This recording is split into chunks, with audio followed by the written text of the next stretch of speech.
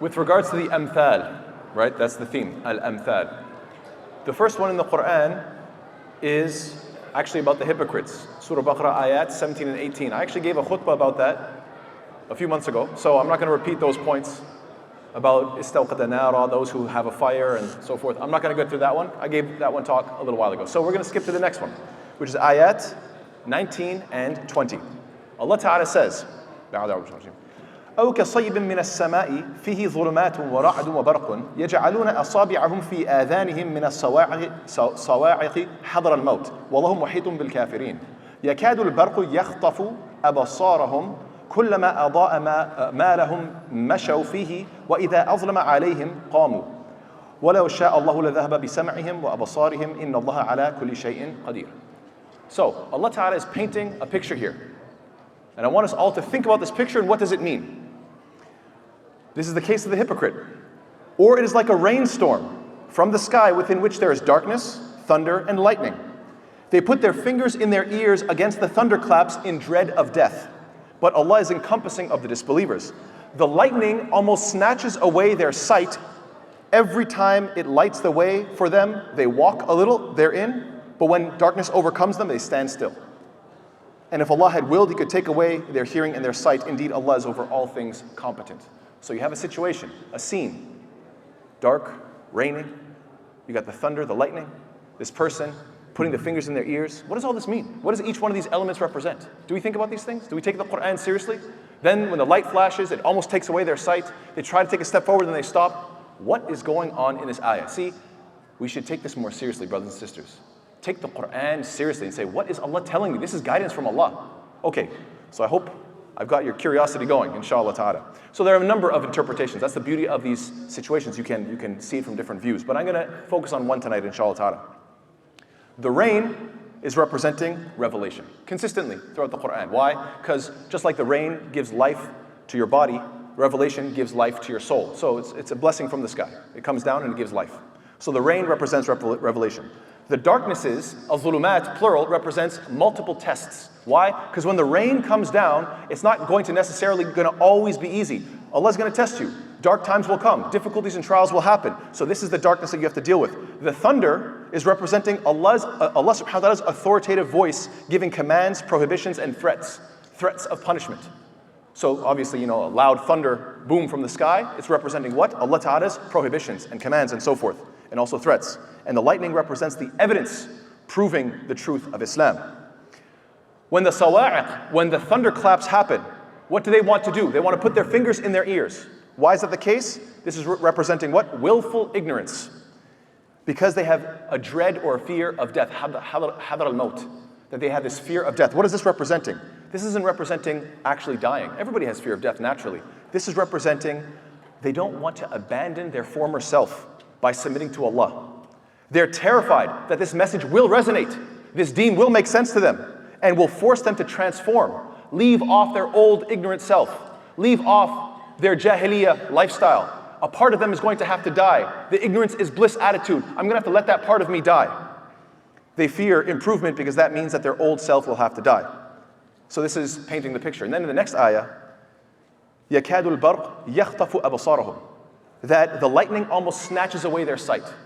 SubhanAllah, please pay attention to this. The hypocrites, not only are they afraid of the challenges, not only do they not want to hear the evidences and hear the commands because they don't want to change, they're too stuck in their ways, but in addition to that, if you go up to a Muslim who is a nominal Muslim, not really practicing, just by name, just because his parents told him he's Muslim.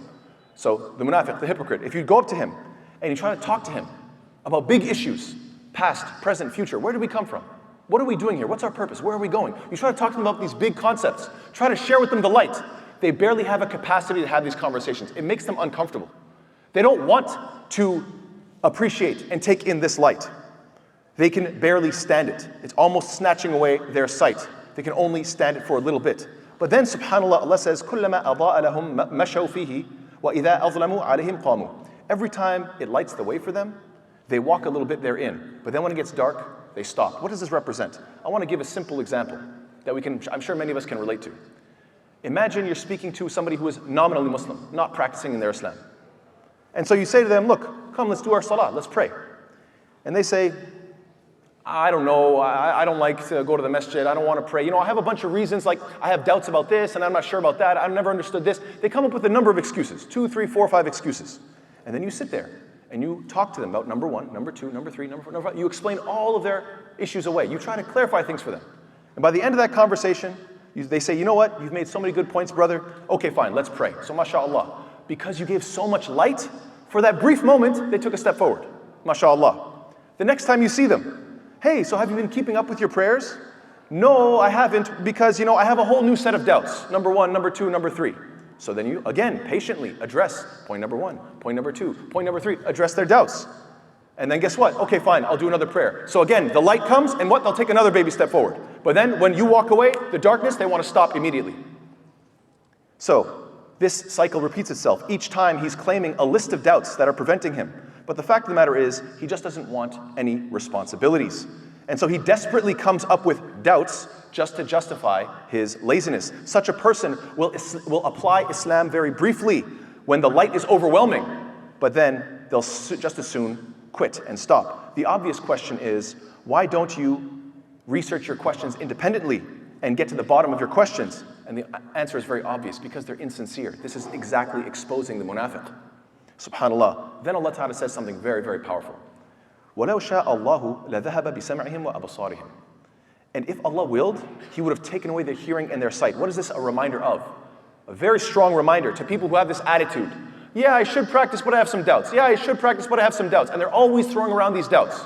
Remember this reminder. Allah gave us the privilege to research these questions, to find the truth, and to practice our deen. And when somebody ignores these gifts, they need to keep in mind that they will not have them forever. There will come a day when your eyes will no longer read or be able to see, and your ears will no longer be able to listen and to hear the truth, and you will not have these faculties anymore.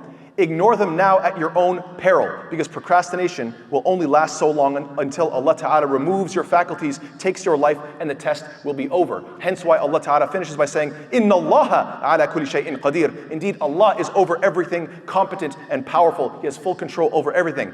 Never think that you're choosing. Maybe I feel like learning about my Islam today, maybe tomorrow I don't feel like it, as if you're in charge, as if you're doing God some sort of a favor. Subhanallah, a'udhu billah. No. Rather, never think that you're choosing whether you feel like giving attention to Allah Ta'ala or not. Rather, recognize that Allah Ta'ala, moment by moment, is choosing whether you live or die, whether you maintain your sanity or not, whether you maintain your vision and your hearing, all of your faculties. Allah Ta'ala is giving you this chance. He's giving you the chance because He has control over everything. And your attitude of, I'll do so when I feel like it, is terribly misplaced. So subhanAllah, I hope inshallah Ta'ala, we have a bit of an appreciation. So the next time you come across these ayat, what does it mean? He takes a step, he moves, the light, this and that.